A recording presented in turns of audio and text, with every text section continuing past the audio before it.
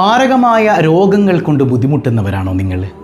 എത്ര വലിയ മാരക രോഗമാണെങ്കിലും ഡോക്ടേഴ്സ് പോലും നിങ്ങളെ കൈവെടിഞ്ഞാലും അല്ലാഹു റബ്ബുൽ ആലമീൻ ഷിഫാഇൻ്റെ വാതിൽ തുറന്നിട്ടിട്ടുണ്ടെങ്കിൽ തീർച്ചയായും ഷിഫാ ലഭിക്കുക തന്നെ ചെയ്യും. ചിലപ്പോഴൊക്കെ നമുക്ക് അകാരണമായി ഇങ്ങനെ രോഗങ്ങൾ വന്നുകൊണ്ടിരിക്കുന്നുണ്ടാകാം. ചിലർക്ക് രോഗം വരും, മരുന്ന് കഴിക്കും, മാറും. പിന്നെയും വരും, രോഗം, മരുന്ന് കഴിക്കും, മാറും. ഇങ്ങനെ നിരന്തരം അസുഖങ്ങളിലായി ജീവിക്കുന്ന ഒരുപാട് ആളുകളുണ്ട്. ഞാനൊരു മനോഹരമായ ഖുർആനീക മരുന്ന് നിങ്ങൾക്ക് പഠിപ്പിച്ചു തരാം. ഈ മരുന്ന് ജീവിതത്തിൽ അന്വർത്ഥമാക്കിയാൽ, കൃത്യമായി പതിവാക്കിയാൽ അല്ലാഹു റബ്ബുൽ ആലമീൻ മാരക രോഗങ്ങളിൽ നിന്ന് പോലും നിങ്ങളെ രക്ഷിക്കും. എത്ര വലിയ രോഗമാണെങ്കിലും നിങ്ങൾക്ക് ശിഫാ തരും അല്ലാഹു റബ്ബുൽ ആലമീൻ. അവൻ ഷാഫിയാണ്. അല്ലാഹു സൗഖ്യം നൽകി അനുഗ്രഹിക്കുമാറാകട്ടെ. 1000 രൂപയുടെ സമ്മാനത്തിലുള്ള ചോദ്യം വീഡിയോയിലുണ്ട്, മുഴുവനായി കാണുക, ഉത്തരം കമൻറ്റ് ചെയ്യുക, നാമുമായി ബന്ധപ്പെട്ട എല്ലാവരിലേക്കും ഷെയർ ചെയ്തു കൊടുക്കുക. അസ്സലാമു അലൈക്കും വറഹ്മത്തുള്ളാഹി വബറകാതുഹു. എന്തൊക്കെയുണ്ട് എല്ലാവരുടെയും വിശേഷം? സന്തോഷമല്ലേ? എവിടെ പുഞ്ചിരിച്ചുകൊണ്ടൊരു ഹംദ് പറഞ്ഞേ. അൽഹംദുലില്ലാഹി റബ്ബിൽ ആലമീൻ. മാഷാ അല്ലാഹ്. ഈ ഒരു ഹംദിൻ്റെ ബറക്കത്ത് കൊണ്ട് ഹൃദ്യമായൊരു പ്രഭാതവും അതിമനോഹരമായൊരു ദിവസവും സമ്മാനമായി തന്ന് കരുണക്കടലായ നാഥൻ നമ്മെ അനുഗ്രഹിക്കുമാറാകട്ടെ. ഇന്നത്തെ ഈ മനോഹരമായ ദിവസത്തിൽ ഒരു അത്ഭുതകരമായ അറിവ് നിങ്ങളിലേക്ക് പങ്കുവെക്കാൻ. ഒരുപാട് രോഗികളുണ്ട് നമുക്കിടയിലല്ലേ? മാരക രോഗങ്ങൾ കൊണ്ട് ബുദ്ധിമുട്ടുന്നവർ പോലുമുണ്ട്. അല്ലാഹു റബ്ബുൽ ആലമീൻ എല്ലാവർക്കും പരിപൂർണ സൗഖ്യം നൽകുമാറാകട്ടെ. എത്ര വലിയ സമ്പന്നനാണെങ്കിലും ഒരു രോഗം വന്നു കഴിഞ്ഞാൽ നമ്മൾ തളരും. നമ്മുടെ മനസ്സിൻ്റെ ബലം വരെ നഷ്ടപ്പെട്ടു പോകും. നമ്മുടെ മാനസിക നില തെറ്റിപ്പോകുന്ന അവസ്ഥ വരെ ഉണ്ടാകും. ചിലപ്പോഴൊക്കെ ചില രോഗികളോട് ഡോക്ടേഴ്സ് പറയാറുണ്ട്, ഇനിയിപ്പോൾ കുടുംബക്കാരോട് പറയും, ഇനിയിപ്പോൾ ഒന്നും നോക്കാനില്ല, നിങ്ങൾ പ്രാർത്ഥിക്ക് എന്ന് പറയുന്നൊരു സ്റ്റേജ് പോലും ചില ആളുകൾക്ക് ഉണ്ടാകാറുണ്ട്. അവിടെ നിന്ന് പോലും നമ്മെ രക്ഷിച്ചെടുക്കാൻ പറ്റുന്ന, ഷിഫായിൻ്റെ ബാബല്ല തുറന്നിട്ടിട്ടുണ്ടെങ്കിൽ നമുക്ക് രക്ഷിച്ചെടുക്കാൻ പറ്റുന്ന മനോഹരമായൊരു മന്ത്രം ഞാൻ നിങ്ങൾക്കിന്ന് പറഞ്ഞുതരാം.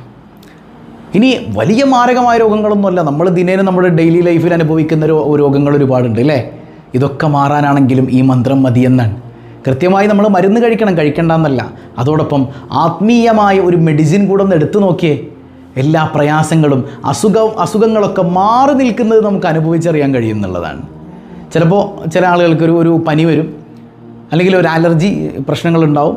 മെഡിസിൻ കഴിക്കുമ്പോൾ നിൽക്കും, പിന്നെയും വരും, കഴിക്കുമ്പോൾ നിൽക്കും, പിന്നെയും വരും. അങ്ങനെ ഈ രോഗങ്ങളിങ്ങനെ നിരന്തരം നമ്മളെ വിട്ടൊഴിയാതെ ഒരു ബാധ എന്നോണം ഇങ്ങനെ പിന്തുടരുക.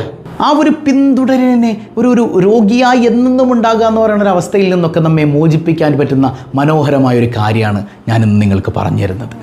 സുബ്ഹി ബാങ്ക് കഴിഞ്ഞിട്ട് ഏറെ മഹത്തരമായ ഒരു നിസ്കാരമാണ് സുബ്ഹ നിസ്കാരത്തിൻ്റെ മുൻപുള്ള സുന്നത്ത് നിസ്കാരം അല്ലേ? സുബ്ഹിക്ക് മുൻപ് 2 റക്അത്ത് സുന്നത്തുണ്ട്. വളരെ പ്രബലമായ നിസ്കാരമാണത്. ഈ ദുനിയാവും അതിലുള്ളത് മുഴുവൻ ലഭിക്കുന്നതിനേക്കാളും എനിക്ക് പ്രിയപ്പെട്ടത് ആ നിസ്കാരമാണെന്ന് റസൂലുള്ളാഹി സ്വല്ലല്ലാഹു അലൈഹി വസല്ലം തങ്ങൾ പറഞ്ഞിട്ടുണ്ട് അല്ലേ? നമ്മൾ പറഞ്ഞു, ആ നിസ്കാരം പതിവാക്കുന്നവർ, അതിലെ സൂറത്തുകളെ കുറിച്ചൊക്കെ നമ്മൾ പറഞ്ഞു, അത് പതിവാക്കുന്നവർക്ക് പൈൽസ് പോലുള്ള രോഗങ്ങളിൽ നിന്ന് പോലും അള്ളാഹു കാവൽ തരുമെന്നാണ്. ഇരിക്കട്ടെ, ഈ സുന്നത്ത് നിസ്കാരത്തിൻ്റെയും ഫർള് നിസ്കാരത്തിൻ്റെയും ഇടയിലുള്ള ഒരു സമയം, അതായത് സുബ്ഹിയുടെ മുൻപുള്ള സുന്നത്ത് നിസ്കാരം അത് നമ്മൾ നിസ്കരിച്ചു, ഇനി ഫർള് നിസ്കാരമാണ്. ഇതിൻ്റെ ഇടയിലുള്ളൊരു സമയമുണ്ടല്ലോ, അത് ദുആഇന് ഉത്തരമുള്ള സമയമാണെന്ന് സ്വാലിഹീങ്ങൾ പഠിപ്പിക്കുന്നത് കാണാം. എന്തിനേറെ ഷിഫായിൻ്റെ വിഷയത്തിലേക്ക് ഞാൻ വരാം. അതിനു മുമ്പ് ഒരു കാര്യം പറയട്ടെ. ഇപ്പോൾ നമ്മുടെ ഈമാനിന് ബലം വേണം. ഈമാൻ സലാമത്തായി മരിക്കണം. എൻ്റെ ഈമാനിന് എന്തോ ഒരു ബലക്കുറവ്, പടച്ചോൻ ഈമാൻ ചോർന്നു പോകുന്നുണ്ടോ? അപ്പോൾ ഈമാനിനെക്കുറിച്ച് ഭയമുള്ളവർ ഈമാനിൻ്റെ ബലത്തിന് വേണ്ടിയിട്ട് ഈ സുന്നത്ത്, സുബ്ഹിയുടെ മുൻ സുന്നത്തിൻ്റെയും സുബ്ഹ് നിസ്കാരത്തിൻ്റെയും ഇടയിലുള്ള ഈ സമയത്ത് യാ ഹയ്യു യാ ഖയ്യൂം ലാ ഇലാഹ ഇല്ലാ അൻത, എന്താ ചൊല്ലേണ്ടത്? യാ ഹയ്യു യാ ഖയ്യൂം ലാ ഇലാഹ ഇല്ലാ അൻത എന്ന ദിക്ർ 40 തവണ ചൊല്ലുക. ഇത് പതിവാക്കുക. ഇത് മുജറബായി അള്ളാഹുവിൻ്റെ ഔലിയാക്കൾ അവരുടെ ജീവിതത്തിൽ എക്സ്പീരിയൻസ് ചെയ്ത കാര്യമാണ് നമുക്ക് ഈ പറഞ്ഞു തരുന്നത്. യാ ഹയ്യു യാ ഖയ്യൂം ലാ ഇലാഹ ഇല്ലാ അൻത എന്ന ദിക്ർ ഈ സമയത്ത് പതിവാക്കി കൊണ്ടുവന്നാൽ നമ്മുടെ ജീവിതത്തിൽ ഈമാനിന് അള്ളാഹു ബലം തരുമെന്നത് ഉറപ്പാണ്. അള്ളാഹു തൗഫീക്ക് നൽകുമാറാകട്ടെ. ഇനി നമ്മുടെ വിഷയത്തിലേക്ക് വരാം. ഇമാമിങ്ങൾ പറയുന്നുണ്ട്, കാന ലക മരീദുൻ, നിങ്ങളുടെ കുടുംബത്തിൽ ഒരു രോഗിയുണ്ട്, പ്രയാസം അനുഭവിക്കുന്ന ഒരു രോഗിയാണ്, ചിലപ്പോൾ അത് ഒരു കിടപ്പ് രോഗിയാണ്. ഇനി നിങ്ങൾ തന്നെ ഒരു രോഗിയാണെന്ന് വെച്ചോ. അപ്പോൾ നിങ്ങളോ അല്ലെങ്കിൽ നിങ്ങളുടെ കുടുംബത്തിലൊക്കെ ഒരു രോഗിയുണ്ട്. ഫഅറത്ത യശ്ഫി അല്ലാഹു തആല, അള്ളാഹു ആ രോഗം ശിഫയാക്കണമെന്ന് നിങ്ങൾക്ക് ആഗ്രഹമുണ്ടോ? ശിഫയാക്കണമെന്ന് ആഗ്രഹമുണ്ടോ? അങ്ങനെ ആഗ്രഹമുണ്ടെങ്കിൽ നിങ്ങൾ എന്ത് ചെയ്താൽ മതി? ഫഖറഅ സൂറത്തുൽ ഫാത്തിഹ ഓതുക. എത്ര തവണ? 41 മറ, 41 തവണ. നേരത്തെ പറഞ്ഞ ദിക്ർ 40 തവണയാണ് ഈമാൻ ബലം കിട്ടാൻ. ഇത് ഷിഫായിന് വേണ്ടിയിട്ട് സൂറത്തുൽ ഫാത്തിഹ 41 തവണ പാരായണം ചെയ്യുക.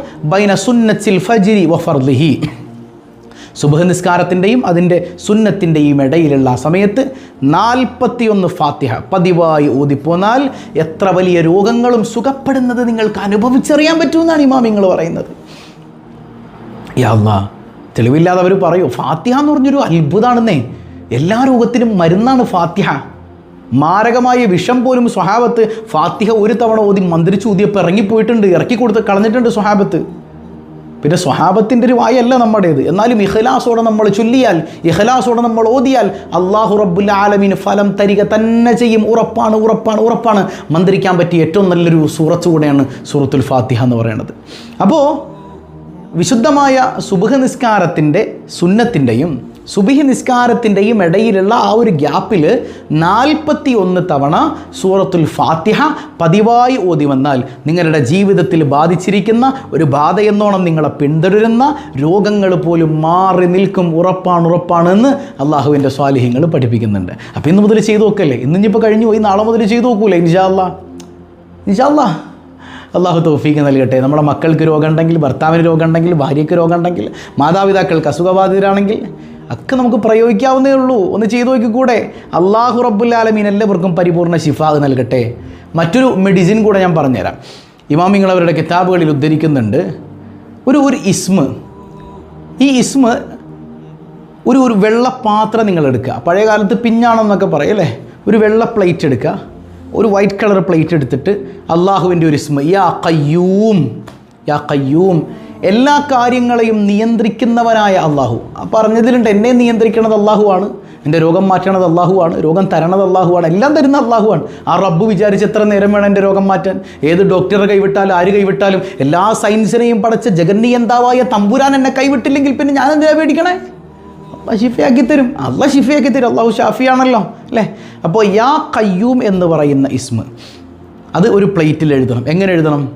കുങ്കുമപ്പൂ കിട്ടും. അത് മറ്റേ ഓതുന്നവർ അത് ഓതിക്കോ, കുഴപ്പമൊന്നുമില്ല, അത് ഓതൽ ഹൈർ തന്നെയാണ്. ഇതും കൂടെ ചെയ്യാൻ പറ്റുകയാണെങ്കിൽ മനോഹരാണെന്നാണ് പറഞ്ഞത്. നിർബന്ധമൊന്നുമില്ല കേട്ടോ.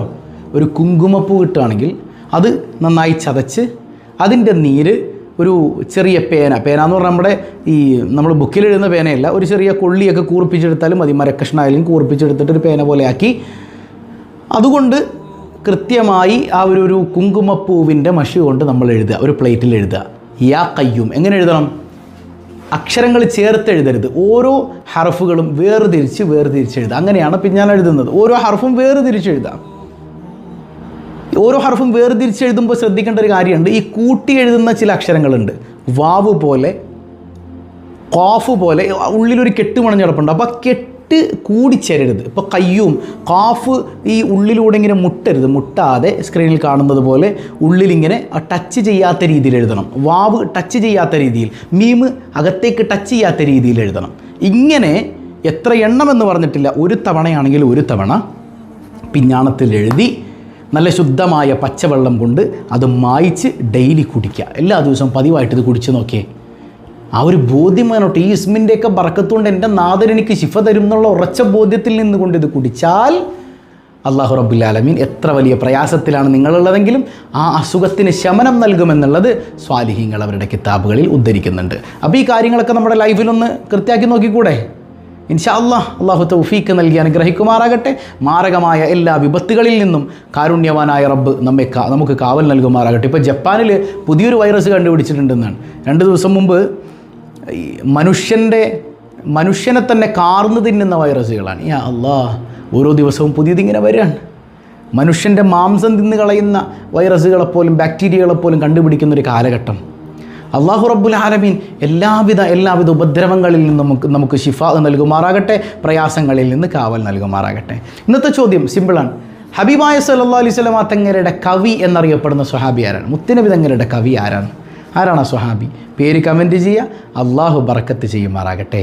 പതിവായി ചൊല്ലുന്ന ദിക്ർ സുബ്ഹാനല്ലാഹി വബിഹംദിഹി അദദ ഖൽഖിഹി വറിളാ നഫ്സിഹി വസിനത അർശിഹി വമിദാദ കലിമാതിഹി സുബ്ഹാനല്ലാഹി വബിഹംദിഹി അദദ ഖൽഖിഹി വറിളാ നഫ്സിഹി വസിനത അർശിഹി വമിദാദ കലിമാതിഹി സുബ്ഹാനല്ലാഹി വബിഹംദിഹി عدد خلقه ورضا نفسه وزنة عرشه ومداد كلماته الحمد لله رب العالمين اللهم صل على سيدنا محمد وعلى آل سيدنا محمد. അർഹമുറാഹിമായ കരുണക്കടലായ തമ്പുരാനെ, ഈ സദസ്സ് നീ സ്വീകരിക്കണയല്ല. ഈ സ്വബാഹുൽ ഖൈർ സദസ്സിനെ നീ ഏറ്റെടുക്കണയല്ല. ഇതിൻ്റെ പിന്നണി പ്രവർത്തകർ, ഇതിനു വേണ്ടി ഓടി നടക്കുന്നവർ, ഇത് കണ്ടിഷ്ടപ്പെടുന്നവർ, ഇതിനെ സ്നേഹിക്കുന്നവർ, മറ്റുള്ളവരിലേക്ക് ഷെയർ ചെയ്തു കൊടുക്കുന്നവർ, ഇതിൻ്റെ വാഹകർ, കമൻറ്റ് ചെയ്യുന്നവർ തുടങ്ങി എല്ലാവരെയും നീ ചേർത്ത് പിടിക്കണയല്ല. സ്വബാഹുൽ ഖൈർ കൊണ്ട് ജീവിതത്തിൽ വിജയിച്ച മുഅ്മിനീങ്ങളിൽ ഞങ്ങളെ പെടുത്തണയല്ല. എത്രയെത്ര സങ്കടങ്ങളാണ് ഓരോരുത്തരും ഓരോ ദിവസവും പറയുന്നത്. എല്ലാവർക്കും നീ സലാമത്ത് നൽകണയല്ല, മുറാദുകൾ ഹാസുലാക്കണയല്ല, സ്വസ്ഥതയുള്ള ജീവിതം നൽകണയല്ല, സമാധാനം നൽകണയല്ല, മക്കളെ കൊണ്ട് പ്രയാസം നൽകല്ലയല്ല, സ്വാലിഹീങ്ങളാക്കണയല്ല, ദുനിയാവിലും ആഖിറത്തിലും ഉപകരിക്കുന്ന മക്കളാക്കണയല്ല, ഞങ്ങളുടെ മാതാപിതാക്കളുടെ പൊരുത്തം ഞങ്ങൾക്ക് നൽകണയല്ല. അർഹമുറാഹിമായ തമ്പുരാനെ, മരണപ്പെട്ടു പോയ മാതാപിതാക്കളുണ്ട്, മഗ്ഫിറത്ത് നൽകണയല്ല, ജീവിച്ചിരിക്കുന്നവർക്ക് ആഫിയത്തുള്ള ദീർഘായുസ് നൽകണയല്ല. പടച്ചവനെ, ഞങ്ങളുടെ ജോലികൾ മറ്റു മേഖലകളിൽ അഭിവൃദ്ധി നൽകണയല്ല. ജോലിയില്ലാതെ വേദനിക്കുന്നവർ ഖൈറായ തൊഴിൽ നൽകണയല്ല. കടം കൊണ്ട് വലയുന്നവരുടെ കടങ്ങൾ ഏറ്റെടുക്കണയല്ല. കടക്കാരനായി മരിപ്പിക്കല്ലയല്ല. അർഹമുറാഹിമായ കരുണാവാരിധിയായ കരുണക്കടലായ ചമ്പുരാനെ, എത്രയെത്ര സങ്കടങ്ങളാണ്, പ്രയാസങ്ങളാണ്. എല്ലാ പ്രയാസങ്ങളിൽ നിന്നും മുക്തി നൽകണയല്ല. മക്കളില്ലാതെ വേദനിക്കുന്നവർ, ഇബ്രാഹിം നബിക്ക് സന്താനത്തെ നൽകിയ തമ്പുരാനെ, സ്വാലിഹീങ്ങളായ മക്കളെ നൽകണയല്ല. ഗർഭിണികൾക്ക് സുഖപ്രസവം നൽകണയല്ല. വിവാഹപ്രായമെത്തിയവർക്ക് അനുയോജ്യരായ ഇണകളെ നൽകണയല്ല. ഹൈറായ ഭവനം വീടില്ലാത്തവർക്ക് നീ നൽകണയല്ല. ഉള്ള ഭവനത്തിൽ സ്വസ്ഥത നൽകണയല്ല. പടച്ചവനെ, എപ്പോഴാണ് മരിക്കുന്നതെന്നറിയില്ല. ഈമാൻ സലാമത്താക്കണയല്ല.